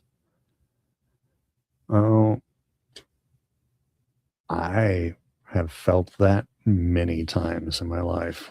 Many, many times in my life. I suspect many of us have. All right, now we're going to change perspectives here, and we're going to go to a relational sort of dynamic filter. All right, I am not a dating coach. I don't teach dating. And if I were you, I wouldn't take advice from me. But they join the queue of people, and then they're just standing around in silence.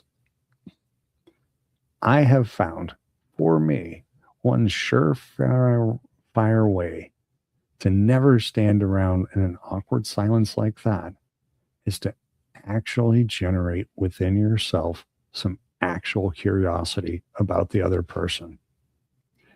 If I genuinely can find 20, 40, 60 things about the other person fascinating, there's never a reason to stand around nervously.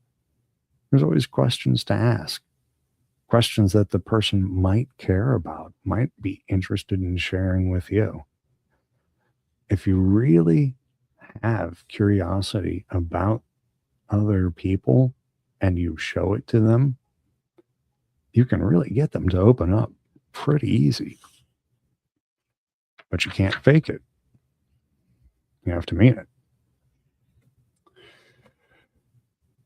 All right. And then we get into the Slytherin girls.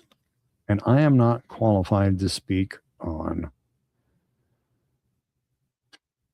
complicated group of girls interactions from a place of personal knowledge. But that sounds like a uniquely sort of really unpleasant thing that women do to women. And then here we get to the part with the Death Eaters.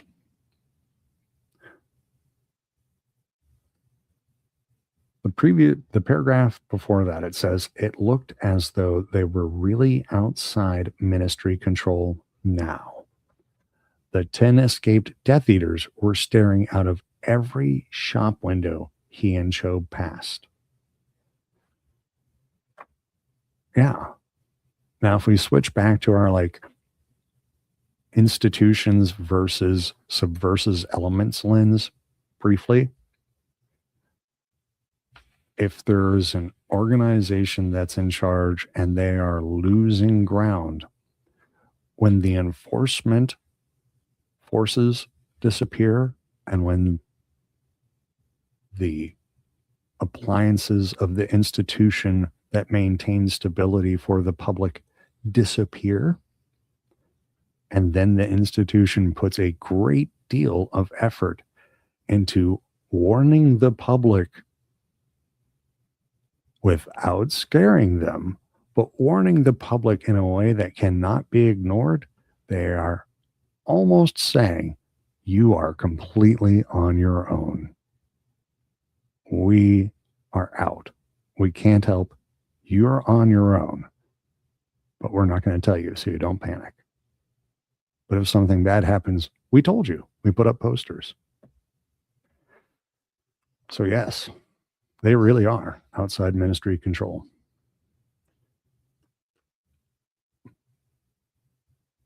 Which would be a disruptive sort of thought sequence to have in the middle of trying to have a first date. It's not a good scene setup for them.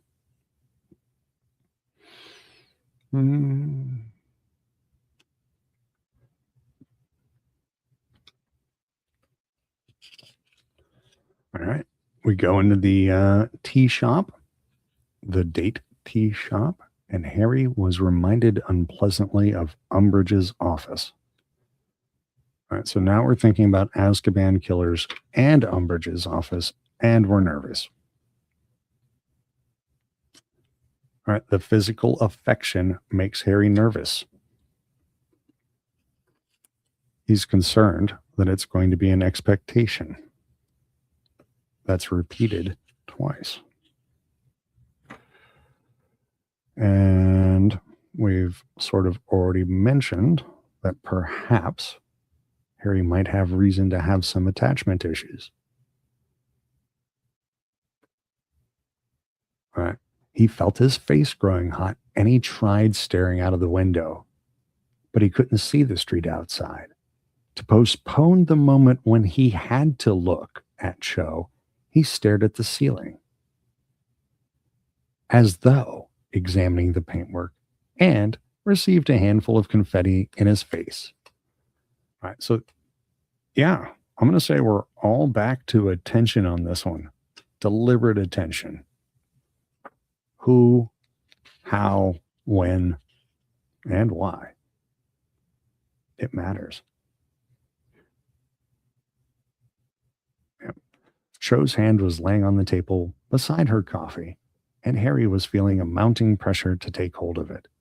Just do it, he told himself, as a font of mingled panic and excitement surged up inside his chest. Just reach out and grab it. Amazing how much more difficult it was to extend his arm 12 inches and touch her hand than to snatch a speeding snitch from midair. All right, there's like 3 different important things going on. I'm going to save one for a little later on. He is confronting some fear, and something about this seems impossible to him. And then he finds within himself an example of something that would prove that untrue.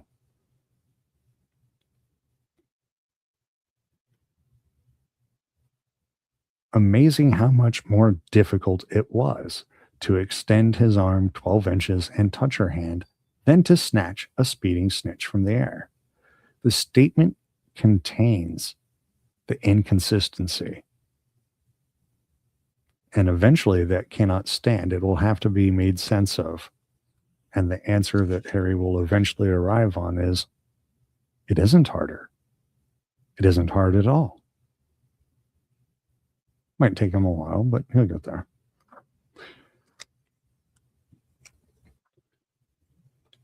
And then, in the second or so it took for him to take in what she had said,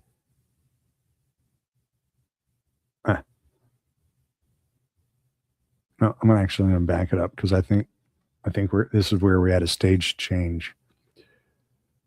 If she wished she was sitting at the table next door being heartily kissed by Roger Davies, why had she agreed to come out with him?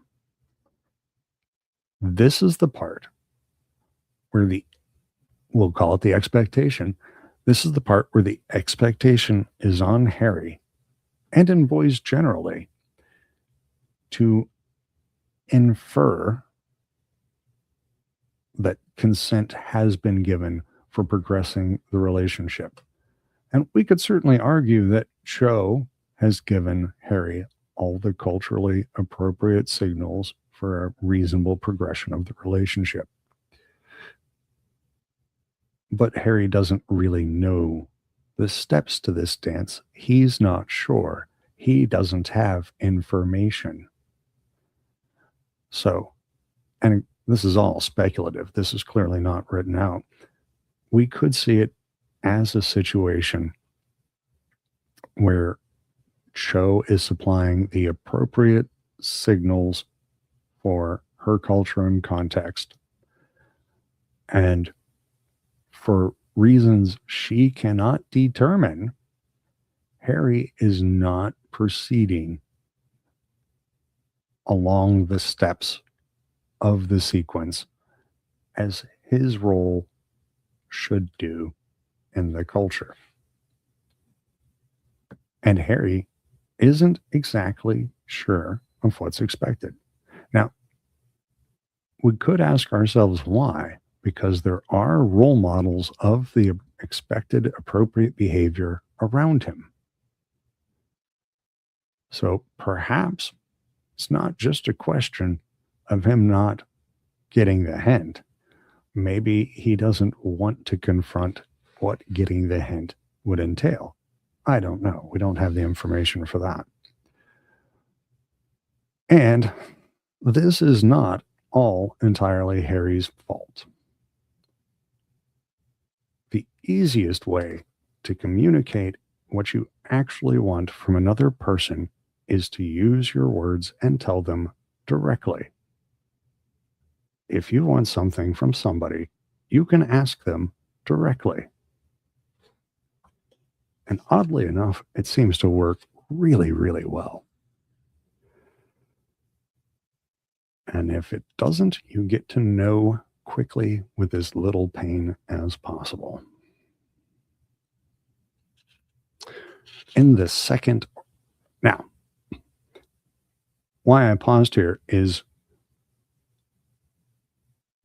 I think Harry's failure to operationalize Cho's suggestions kind of closed one stage out for Cho. And I'm not saying deliberately, but some part of Cho was like, okay, we're not doing romance.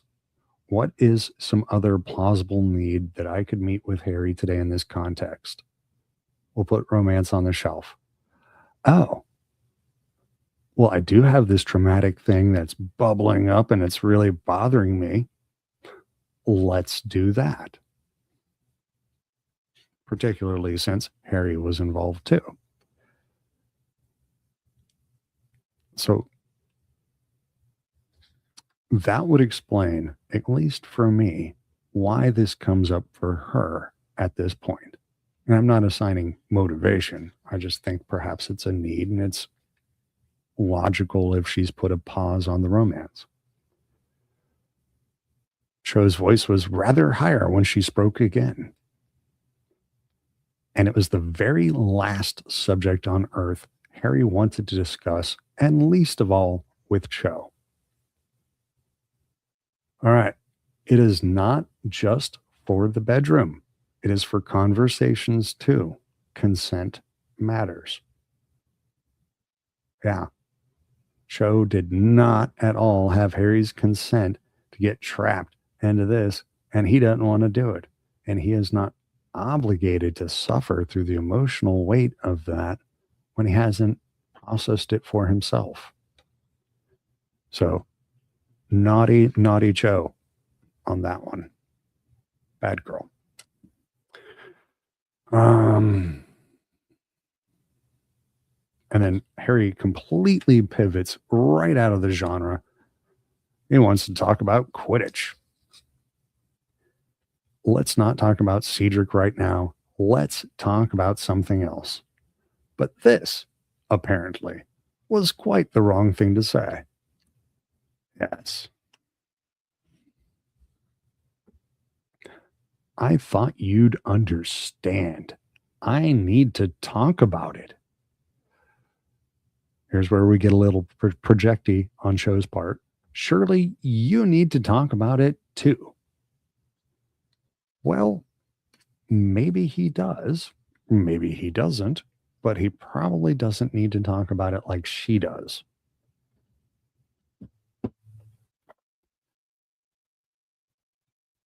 So she was assuming he would understand like she does.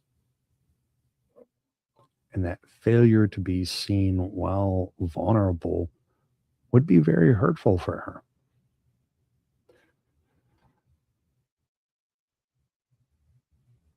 All right, go on, leave, she said, now crying into the napkin. I don't know why you asked me out in the first place if you're going to make arrangements to meet other girls right after me. How many are you seeing at meeting after Hermione? And in there is the core of the real question. Cho doesn't know why he asked her out because he is not performing the behaviors that she expects from somebody who asked her out.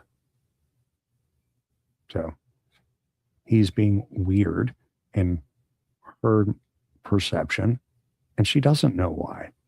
He certainly hasn't explained any of it. So her confusion in this moment, I totally understand. She could also try asking a non loaded question. That might help.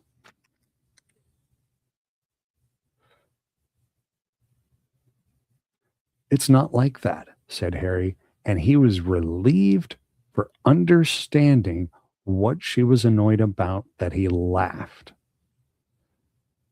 which he realized a split second too soon was a mistake. I like this scene because he's starting to catch up with his own thinking. Like he laughed about a thought he had about the situation he's in while he's still in the situation.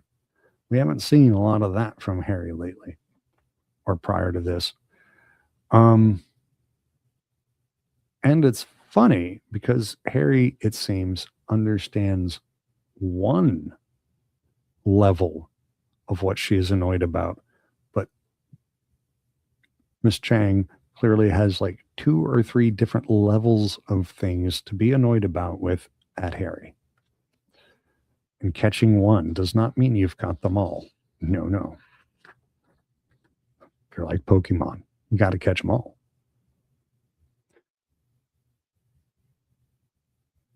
There we go. Women, he muttered angrily, sloshing down the rain washed street with his hands in his pockets. What did she want to talk about Cedric for anyway? Why does she always want to drag up a subject that makes her act like a human hosepipe? Well, Harry, that's a great conversation. I hope at some point you have a conversation with somebody who can explain to you the importance of doing these things. So he doesn't have a counter narrative. He doesn't have a story that makes sense to him as to why a person would want or allow themselves to do such a thing. But he could use a story like that. He simply did not understand what had happened. Half an hour ago, they had been getting along fine.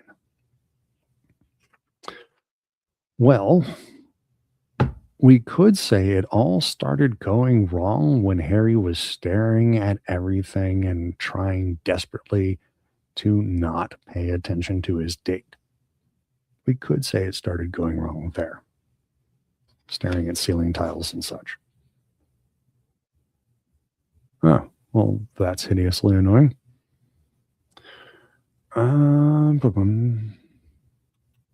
What kind of options do I have here? Oh, well, that's easy.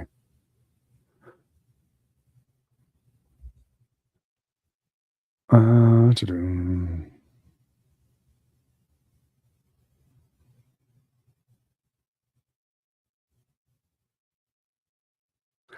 Yes.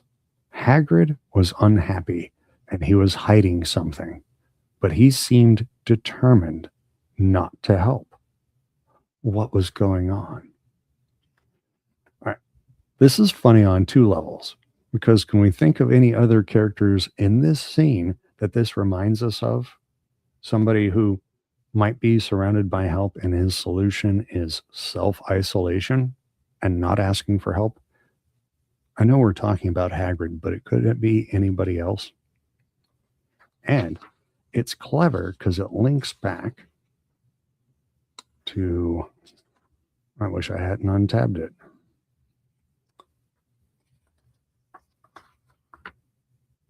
Links that, yeah. Just reach out and grab it. Yeah, just do it, he told himself. As a fount of mingled panic and excitement surged up inside his chest. Just reach out and grab it. Amazing how much more difficult it was to extend his arm 12 inches and touch her hand than to snatch a speeding snitch from midair. And of course, the contradiction is in the sentence, it isn't. Just do it. Yeah. I like how those tie together.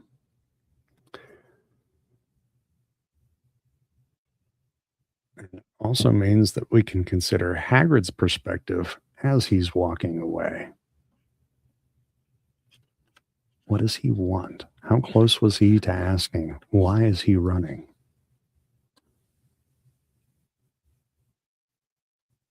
Yeah, that's no longer interesting. Love this.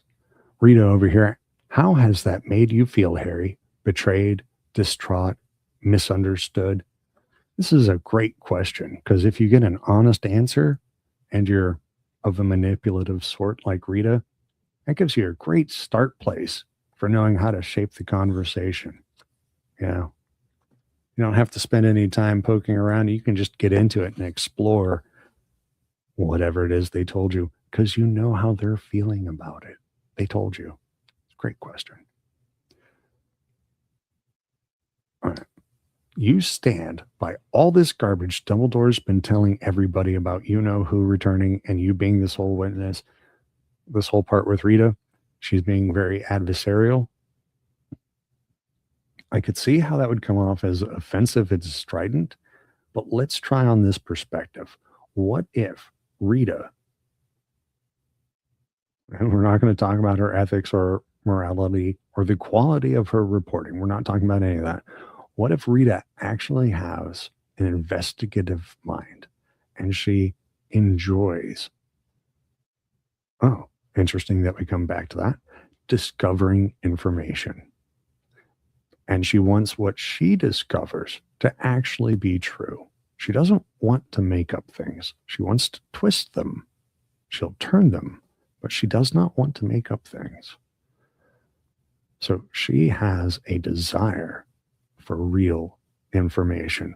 So when she's questioning a source, obviously a source can't know if something is true or false, but she can probably have a pretty good sense on whether the source believes it.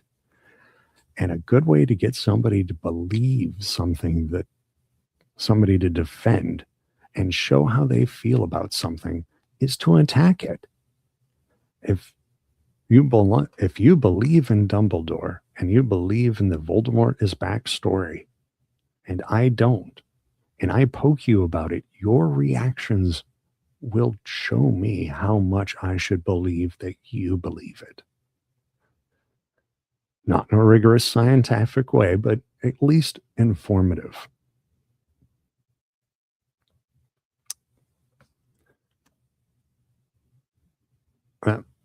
I'd love them, breathed Rita, and already formulating her next plot, her next headline. She would love it, but she has her own ideas, which of course get a little squished. The true story, all the facts, exactly as Harry reports them. He'll give you all the details. He'll give you everything. And this is beautiful right here because this ties into the sequence that we've been talking about for about half this book, with narratives and counter narratives. And if the official narrative is lies and the counter narrative is as factual as it can possibly be, with as little spin as it possibly can, if it just presents the truth and doesn't ask anything, it just says, hey, I am also a story. I am here. That gives, not pressures, not forces, that gives that subset of the population that is fed up with the manufactured narrative that's being used to control them an alternate source that they can reality check things for themselves, or at least consider alternate concepts. Yeah. Rita is still jumpy about Voldemort's name. And as this goes along, Hermione is getting progressively less sensitive about showing how much she doesn't care about saying the name and how much she doesn't think other people should care about saying the name. And she is getting progressively meaner with it. That's interesting. Have we ever seen that sort of behavior anywhere else in the real world?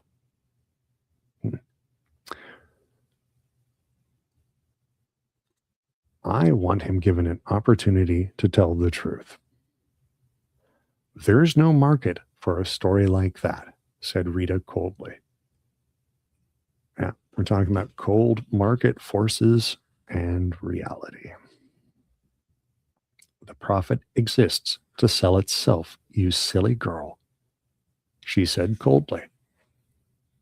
All right, and now, in the form of Luna, who is the daughter of the editor of the Quibbler, and Rita, who is a fired corporate newspaper employee, we do sort of have two ideological poles of journalism represented in the same scene. We have the community access, passion and truth and quirky qualitative reporting side, and then we have the slick corporate packaged to sell and move and gain market share side. And while they appear to be related functions, they're not really much of the same thing at all. So it makes sense why there's some opposition between those polarities as represented in the characters.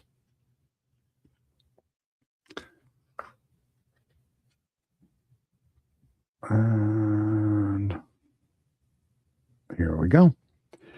Some people won't, said Hermione in a level voice, but the Daily Prophet's version of the Azkaban breakout had some gaping holes in it.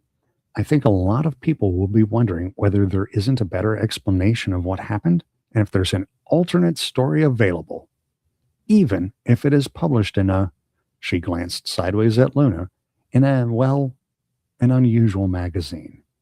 I think they might be rather keen to read it. Yeah, there it is. Hermione is leveraging a demonstrated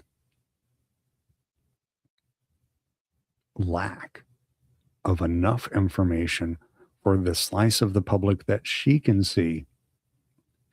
So she is going to supply the information necessary for people to construct their own counter narratives. And it's going to be truthful enough that it can actually be fact checked. People can check it if they want or not. It's just there. And that's a pretty great way to do it. Well, we're past 2 hours. This has been pretty long. And everybody seems to be gone. So, y'all have a great day. And I'll talk to you later.